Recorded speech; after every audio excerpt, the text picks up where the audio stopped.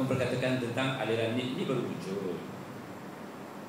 Aliran Malbariyah dinasabkan kepada satu kampung di India, Malabar ya. Itulah dia.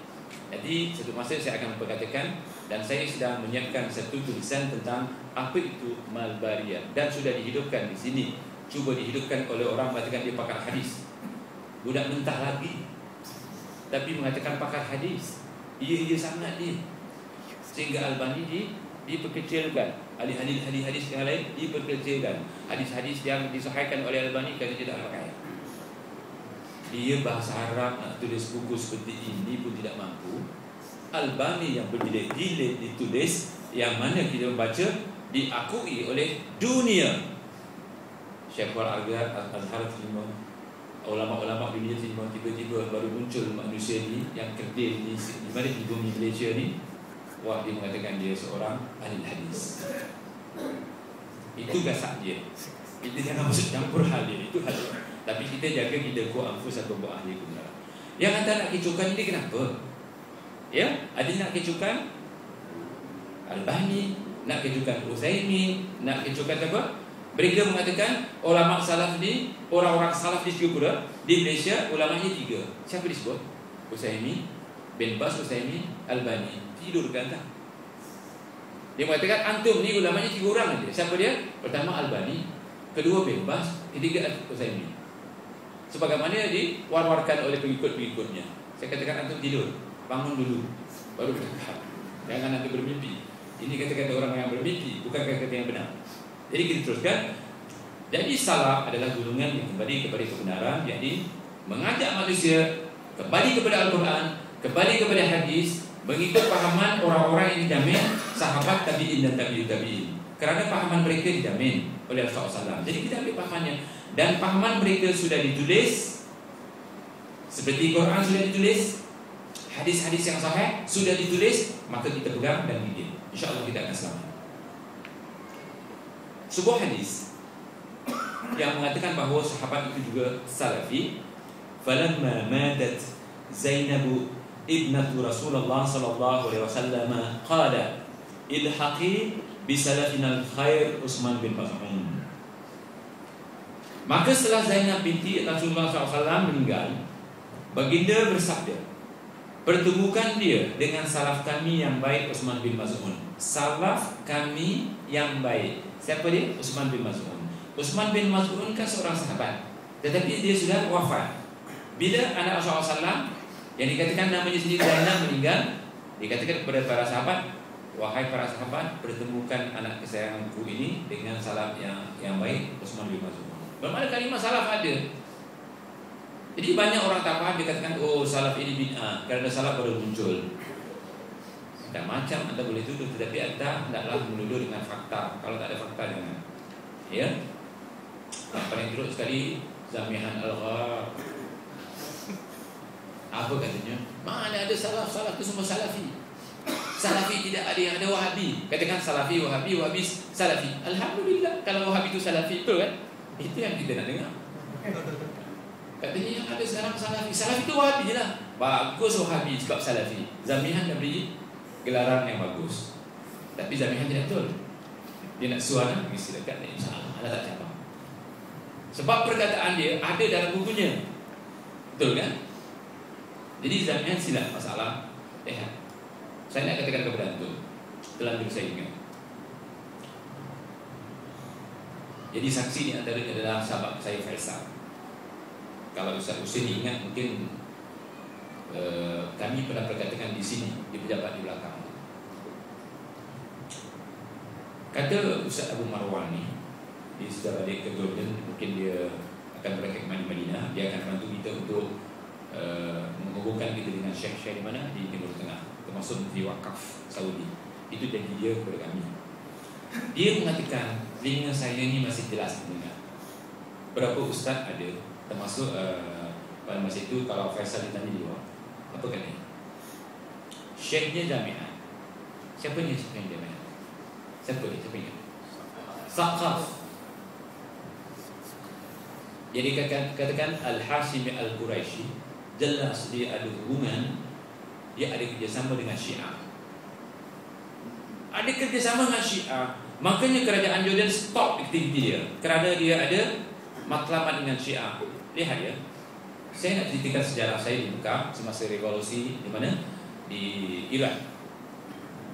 Semasa revolusi saya ada di Iran.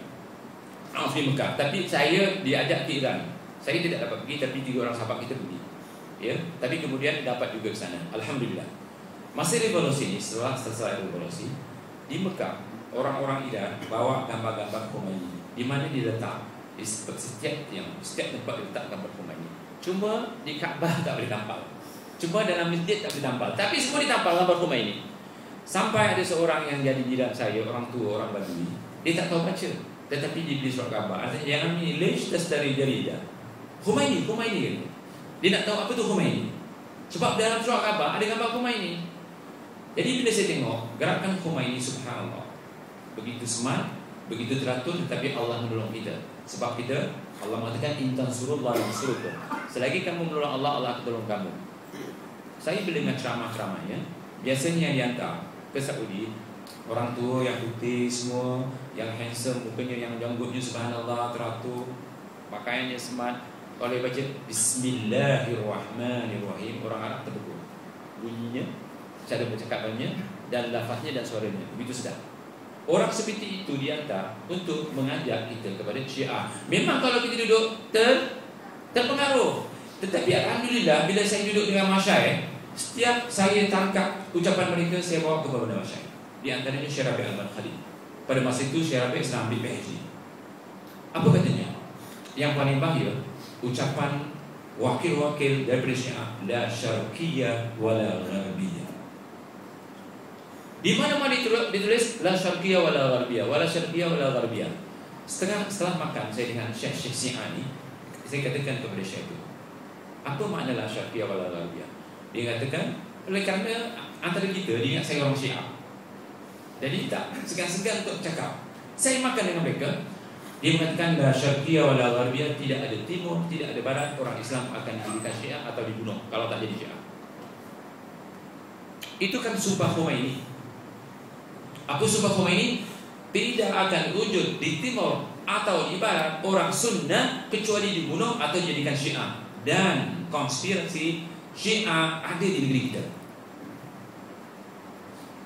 Siapa wakil-wakilnya? Saya tidak tahu. Tetapi sudah ada. Saya tak tuduh. Apakah Zamihan satu daripada wakilnya? Wallahualam. Saya tak tuduh ya. Saya tidak tuduh dia. Tetapi gurunya, jadi besok masuk kat YouTube ni kecoh. Gurunya jelas seorang Syiah. Bila bekerja sama dengan Syiah, biasanya dalam hal agama, kalau bukan hal politik, kalau hal politik mestilah kerajaan Jordan yang bersama dengan Syiah. Ini dah cara gelap-gelap, cara sembunyi, itu guru dia. Jadi untuk apa? Jadi sumpah Khomeini, tidak ada timur, tidak ada barat, akan disyiahkan orang Islam, akan disyiahkan orang Sunnah. Kalau tak masuk Syiah akan dibunuh. Contohnya di Iraq. Betul kan? Dan akan berlaku juga, mudah-mudahan Allah selamatkan Syria. Kerana Syria sekarang dia menyesal. Silabus dan kurikulum pelajaran di Syria adalah mengambil daripada Syiah. Jadi Syiah mudah berkembang di mana? Di Syria. Di Yaman, bagaimana orang Yaman sekarang bermasalah menyerang, diserang. Siapa yang serang? Syiah sedang menyerang Yaman ni. Besok kalau dia kalah, dia akan minta tolong kepada Amerika, sebagaimana di mana? Di Irak. Dan Amerika akan turun, dikatakan dengan alasan untuk menyelamatkan orang Yaman. Katanya kerajaan Yaman sedang membunuh orang awam Yaman, maka dia datang untuk menyelamatkannya, sebagaimana berlaku di Libya sekarang. Patutnya yang berdaulat itu Gaddafi. Gaddafi dipertahankan. Yang tak punya negara, pemberontak itu dipertahankan. Mana lebih salah? Yang memberontak itu teroris, komunis. Kalau dulu, sekarang teroris. Ini yang pemberontak ditolong. Yang negara berdaulat itu dihapuskan. Ini teori apa dipakai? Kenapa? Dan Syiah berpelajaran tentang ini. Dia akan gunakan Amerika. Dan ingat ya, di situ pula di Malaysia perkembangan Syiah begitu besar. Antum jangan tidur. Kewajiban antum semua untuk membarengi syiar yang ada di diri kita. Saya dulu sebelum Faisal ikut, saya dulu biasanya dikasih tiket ke Petamang untuk utara ke Perlis. Ini sahabat kita daripada Perlis. Saya sering singgah di Pulau Pinang. Kadang-kadang saya singgah di Pulau Pinang, saya bersama dengan siapa? Dengan pelajar-pelajar Arab yang nyebut subhanallah, separuh macam Usama bin Laden. Ada sebagian mereka hubungi saya, Ustaz, saya tak boleh balik ke Iraq. Kalau saya balik di Iraq, saya dibunuh. Bapak saya imam, bapak saya pun dikoyakkan, hidup-hidup ditarik pakai kereta keliling kampung, mati begitu saja. Berapa banyak imam dibunuh, imam sunnah. Berapa banyak masjid sunnah diletupkan. Berapa banyak Quran-Quran dihijak oleh mereka. Subhanallah. Kerana mereka sudah berkuasa. Sekarang mereka tidak berkuasa, mereka tidak akan melakukan seperti itu. Itu syiar. Jadi kita kena faham ya, bahawa yang paling selamat adalah manhaj salaf, kerana salaf punya hujah. Dan paling dimusuhi oleh syiah adalah salaf. Dan saya tak tahu kenapa Zamihan paling bermusuh kepada salaf yang dikatakan salafi. Saya tidak tahu. Saya masih ada soal, antum cari jawapannya, InsyaAllah. Saya tak boleh cakap sembarang. Sekarang zaman suka surah, sikit su. Saya tak ada duit kalau disu, maka saya kena jaga-jaga juga cakap. Dan kita lihat ya, ayat yang paling jelas memperkatakan tentang salaf di halaman 35. Kalau boleh ayat ini dihafal supaya memberi kesan kepada jiwa kita, dan supaya kita tahu bahawa salaf itu rupanya ada dalam Al-Quran. Rupanya kita disuruh mengikut manhaj salaf. Jadi ayat ini kalau dihafal alangkah cantiknya. Apa ayatnya? Yang saya baca tadi, was-sabiqunal awwaluna minal muhajirin wal ansar walladzina ittaba'uhum bi ihsan radhiyallahu anhum wa radu an wa 'adda lahum jannatin tajri tahtaha al-anhar khalidina fiha dzalikal fawzul 'azim. Cuba lihat, pahami ayat ini. Tuan-tuan, apabila Quran dibaca, cuba sedaya mungkin untuk kita fahami. Kalau kita sambil leka, kita tidak beri perhatian, ada satu ancaman daripada Al-Quran. Apa ancamannya? Allah mengatakan, Allah firman, afala yatadabbaruna al-Qur'ana am ala qulubin aqfaluha. Tidakkah kamu memberi konsentrasi kepada Al-Quran, atau hati kamu sudah dikunci? Apa arti dikunci? Tak dapat petunjuk. Baca saja seperti orang-orang Khawarij. Dia baca sampai di sini, tak sampai ke sini. Sembahyangnya lebih baik daripada kita, puasanya, baca Al-Qurannya lebih banyak, tetapi tak sampai ke sini, kat sini saja, sampai ke tenggorokannya. Jadi kalau boleh, buka kunci-kunci kat sini, buka supaya hati kita tadabbur kepada Al-Quran, memberi konsentrasi kepada Al-Quran. Apa yang wajib di antaranya isi Al-Quran yang perlu kita fahami sepahaminya ini? Apa dia? Orang-orang yang terdahulu, lagi yang pertama-tama masuk Islam, arti salah yang terdahulu, arti salah yang pertama-tama, yang awal-awal. Yang pertama-tama artinya awal-awal masuk Islam. Di antara orang-orang muhajirin, siapa muhajirin? Sahabat yang hijrah daripada Mekah ke Madinah. Dan ansar maksudnya adalah penolong, pembantu. Jadi penolong Rasulullah SAW adalah kaum bumi putra Madinah, dikatakan ansar. Dan orang-orang yang mengikuti mereka, orang-orang yang mengikuti mereka bukan zaman mereka saja, sampai akhir zaman. Jadi sekarang kita lah orang-orang yang mengikuti mereka. Siapa mereka? Sahabat.